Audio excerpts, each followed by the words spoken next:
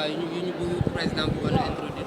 oh mais yooyu incha allah dina jàll parce que yooyu si dialogue bi la jógee parrainage bi ñuy wax ni ñëpp d'accord nañ ci parquet financier bi génn ñëpp ñoo doon critiquer CREI bi tey bu ñu amee parquet financier nekk na lu am solo évolution la war nañ ko waxtaanee réforme code électoral bi nekk na lu am solo pour suñu démocratie dañ ciy waxtaan et je pense que yëpp ay avancées démocratiques la ñu war ci jublu lu gaaw avant ñu dem ci élection présidentielle parce que bii pas Sénégal yi tànn seen président en toute responsabilité. honorable am na benn ci parrainage bi yaa ko doon wax sànq parrainage bi am na benn aspect bi ñu ci dugal le nombre de députés.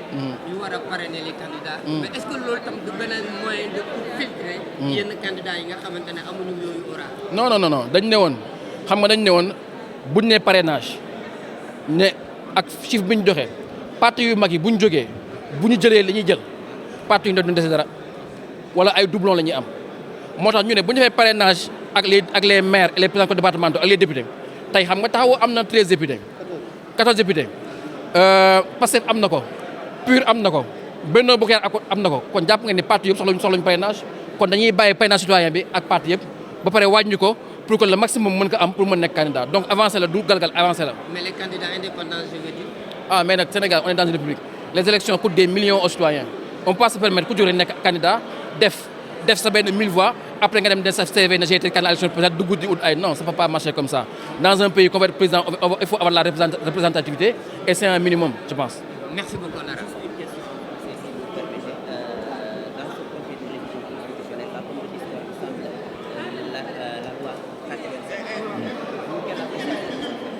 Oui, nous, on est totalement opposés à ce texte-là. Non pas parce qu'il y a une pression d'ordre pour nous dire non, reculer. Non. On est opposés parce qu'on nous a fourni un exposé des motifs avec 3 bouts de phase où on nous dit qu'il faut rationaliser le calendrier électoral. C'est quelque chose qu'on ne peut plus entendre dans ce pays-là. Il faut arrêter. Si les élections doivent coûter 100 milliards par élection, il faut en faire. On a 3 élections tous les 5 ans. Comment on peut nous dire que dans un pays qui vote un budget à 6 000, 7 000 milliards, qu'on n'a pas de quoi faire des élections? Les élections, ce n'est pas histoire d'élire une personne, un président ou non. C'est un moment de respiration démocratique où les populations s'expriment. Nous avons dans ce pays-là une population qui explose, qui est jeune, qui est dynamique, qui est vibrante, mais qui quelquefois aussi peut être très violente. Mais si on veut que les populations puissent s'exprimer et désamorcer la radicalité, il faut qu'on multiplie les élections, qu'on multiplie les consultations populaires. Et à partir de là, on ne peut pas nous dire qu'on va besoin de rationaliser. C'est un argument fallacieux, impertinent, inconséquent.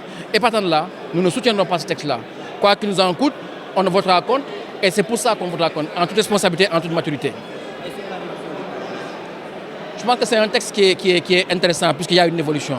Aujourd'hui, on a un parrainage parlementaire qui permet aux forces politiques organisées de recourir à leurs députés ou à leurs élus, qu'ils soient maires ou présidents départementaux. C'est intéressant. Ce qui fait que les grands partis pourront sortir du parrainage citoyen et permettre à toutes les autres forces politiques d'aller sereinement au parrainage et d'éviter les doublons. On a même mis un comité de contrôle qui permet aux gens de voir le doublon avant d'arriver au conseil constitutionnel. Je pense que c'est une avancée. Maintenant, on exige 0,6 du fichier. Je pense que c'est un minimum pour quelqu'un qui veut être candidat de président du Sénégal.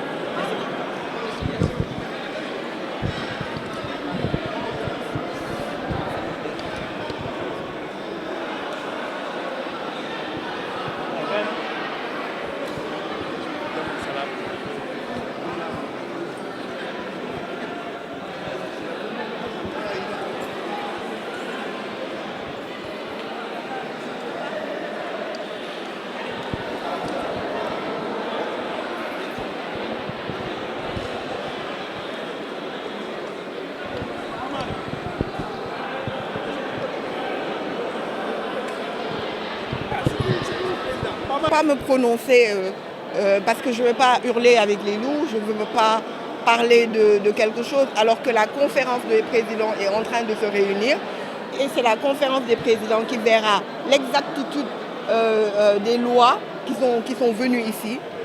C'est à elle de voir et de venir discuter après avec la commission des lois, les groupes parlementaires, si la loi est effectivement ici, si elle est effectivement déposée, si effectivement elle passera en commission des lois, c'est à ce moment-là, il y aura des débats, si c'est vrai.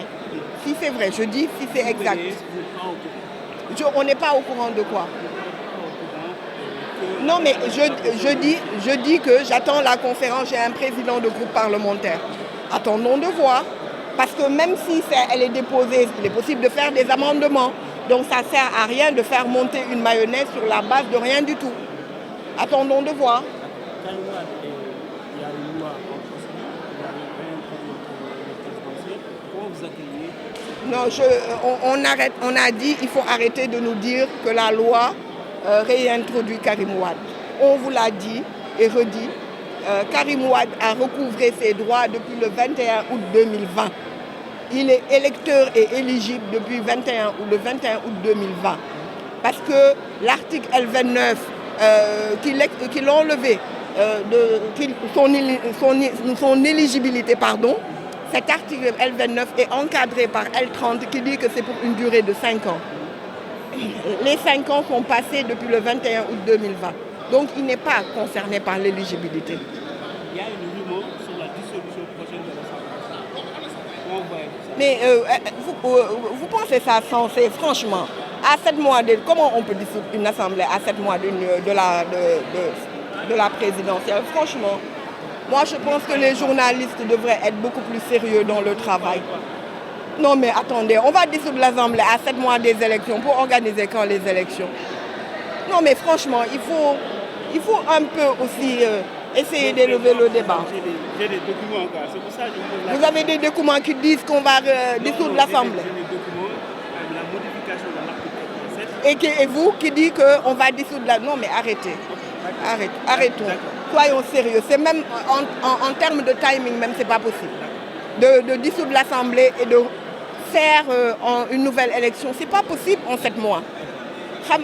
Comme on dit en Wolof, bu wax dofee nopp yi koy dégg war a wér. ñu def ko si rapidement léegi nga rumeur article 87 ñuy wax dañ ko modifié te loolu potentiellement comme li nga wax sànq bon mën nañu wax ne gars yi dañuy romanaale dañuy dissoudre assemblée couplé ko ak présidentielle lan nga ñu si mën a wax. xam nga non mais man xam nga du ma wax ci rumeur ñun on est un parti responsable mënuñu wax ci rumeur li ma xam mooy conférence des présidents mi ngi réunir dinañ xam effectivement lan moo ñëw assemblée bu ñu ko xamee ba pare dinañ ñëw ñoom ku ne wax ak sa groupe parlementaire commission mu dem commission des lois ba lu ñu war a amender ñu amender ko lu ñu d'accord ñu voter ko et cetera. C'est comme ça que ça se passe. Il y a pas péril en la demeure parce que tey jii bu fekkee c'est une loi unique wala loo xamante ni c'est antidémocratique les gens le voteront pas. Je vois pas où est le problème du débat. Si c'est une loi qu'on peut amender pour la rendre meilleure, elle sera amendée. Donc je vois pas où est le débat. Mais oui.